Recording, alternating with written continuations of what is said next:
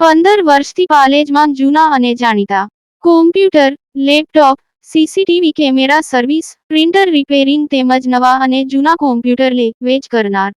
Admission form તેમજ તમામ સરકારી ફોર્મ ઓનલાઈન ભરી આપવામાં આવશે.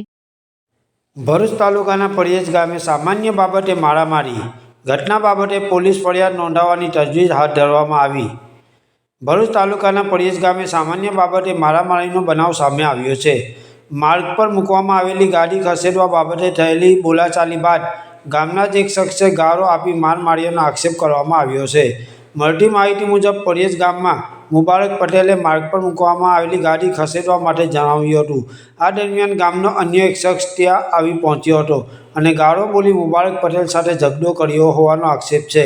ત્યારબાદ મામલો ઉગ્ર બનતા મુબારક પટેલને માર મારવામાં આવ્યો હોવાનું જાણવા મળ્યું છે. મારામારીના બનાવમાં મુબારક પટેલને ઈજાઓ થતાં તેઓને સારવાર અર્થે ભરૂચ સિવિલ હોસ્પિટલ ખાતે ખસેડવામાં આવ્યા હતા. ઘટનાને પગલે પડિયેજ ગામમાં ચકચાર મચી જવા પામી હતી. સમગ્ર બનાવ અંગે ઈજાગ્રસ્ત મુબારક પટેલ દ્વારા પોલીસ ફરિયાદ નોંધાવવાની તજવીજ હાથ ધરવામાં આવી છે. ફરિયાદ નોંધાયા બાદ પોલીસે સમગ્ર મામલે તપાસ હાથ ધરી મારામારી પાછળનું ચોક્કસ કારણ તેમજ જવાબદાર શખ્સ અંગે વધુ કાર્યવાહી હાથ ધરશે એમ જાણવા મળ્યું છે. પાલેજ ટાઈમ્સ ભરૂચ. મારું નામ મુબારક સુલેમાન દરબાર પટેલ પડિયેજનો રહેવાસી છું. આજે સવારના અંદર સાહેબ પડિયેજ ગામના અંદર બહાર ગામથી કપડાની ગાડી લઈને વેચવા આવેલો માણસ હતો. રસ્તો બ્લોક કરીને બેઠેલો હતો. તો મેં એમને જરાક રસ્તા પરથી સાઈડ કરવા કીધું કે તમારી પથારી મૂકીને આ ગાડી સાઈડ પર કરી લો.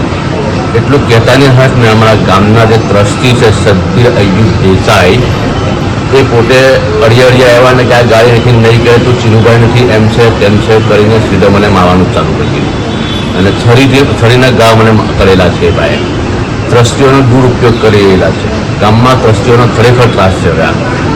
મેં વારંવાર એમને અરજી કરી વકફના અંદર એની રીત રાખીને કાયદેસર ષડયંત્ર કરવામાં આવેલું છે અને મારી વિનંતી છે કે પોલીસ આના પર કાયદેસરની કાર્યવાહી કરે.